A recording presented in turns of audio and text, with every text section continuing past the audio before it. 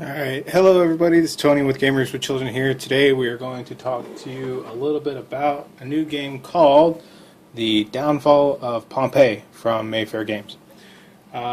Pretty fun game, just going to go over a high overview real quick to give you an idea of how to play the game. The best way to really grasp it is to play through the instructions. So it kind of takes one playthrough just to get the hang of it. Once you get that down, it's a pretty fun game. So the principle of the game is you are moving your relatives or family or however you want to label it into these different little buildings you see here. You'll notice there are different colors. They're labeled with numbers. Those will correspond with some cards I'll show you here in a moment. So there are a few different phases of the game. The first phase of the game I'll go through real quick is you have a hand of cards. You play a card. So for instance, this one here is the 4. So you'll take one of your people and you put them over here in building number 4. You go through that a few different times until you see the first of 2 AD 79 cards. This moves you on to phase 2. Phase 2 of the game you still play through like you normally would. You play your cards. So I've got a 6. So I've got a 6 here. So we can go ahead and we can put a person over here in building 6, and then so on and so forth. Now here's where phase 2 comes in. If you play another 4 or another card where you already have a person in the building, so I'm going to play a 4 here. So I put another person in building 4. Because there's already somebody in building 4, I actually get to bring a relative into the city, and I can put them into another building of the same color, a different part of the same building, or I can put them in a neutral building. So I'm going to go ahead and put this one over here in the neutral building.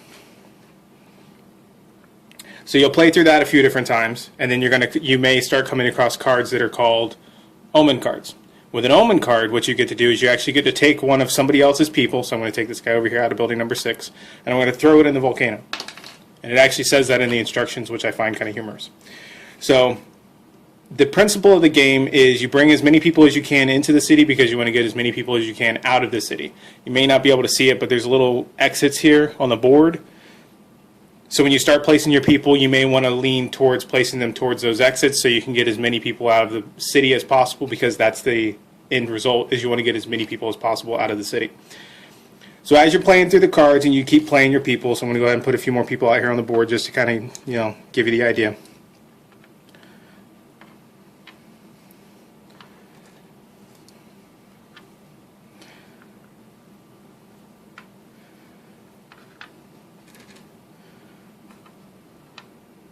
Okay, so you'll keep going through the deck until you come across the second AD 79 card. This moves you into kind of the final phase of the game. So you'll take all the cards you have left, you just put them to the side. All you're going to be concerned with now are lava tiles. So you have a bag full of these little lava tiles here, which I'll show you a couple different ones of them. And you'll notice they have an icon on them. So like I've got some scrolls here, and I've got a coin here. Those will correspond to different spots on the board. So the first part of the final phase is you go around the board and you place 6 lava tiles. So each person pulls one. So I'm going to go ahead and put one over here, and then I got another one, so we'll put it here. So the principle, or the idea, is that you want to either surround people, flat out eliminate them, like this one here. I'm going to go ahead, we'll put this one here. That guy goes away. If it's on the square, it goes in the volcano. If you block an exit, nobody can go that way. You got to find another way around. You can actually, rather than just putting a lava tile on somebody, you can actually encircle them. If you trap somebody in a circle of lava, or by blocking off a number of exits, or whatever the case is, anybody that's within that circle goes in the volcano. So you can either just go straight for blocking the exits, or you can build your way around so that you can funnel your people out of the city.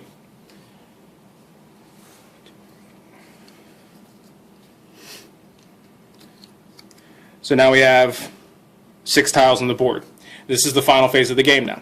So now you have 2 parts of your move. One, you pull a lava tile, and you place it on the board. So I got the little vase here, so I'm going to go ahead and put that guy over there. Now I get to try to move 2 of my people out of the city. So since I put the blue ones out first, that'll be my guy. So how this works is, for instance, here in building 4, there's 2 people in this building. So the first guy I move out of here gets to move 2 spaces. So since this exit's blocked, I'm going to want to go over here. So I go 1 and then 2. My second move, if I had another one that was on the board in a building with a lot of people, I could move him. If not, I've got these ones here that are just singles. I can only move them one space. And so on around the board until whoever gets their people out of the city first, or until you run out of lava tiles. If you run out of lava tiles, then you count your pieces, and that's the end of the game. If there's a tie, which does happen occasionally, whoever has the fewest number of people in the volcano wins. So pretty straightforward. Like I said, I'm not going to bore you with an entire playthrough of the game. I just want to give you a breakdown of the basic principles of the game so you understand when you start reading through the instructions where it's headed. A lot of fun. Once you get used to the mechanics, it takes roughly about a half an hour to play. We played it 3 or 4 times one evening, and everybody had a really good time with it. We had a range of people. I believe the board says 2 to 4 players, and I believe the age is 10 and up.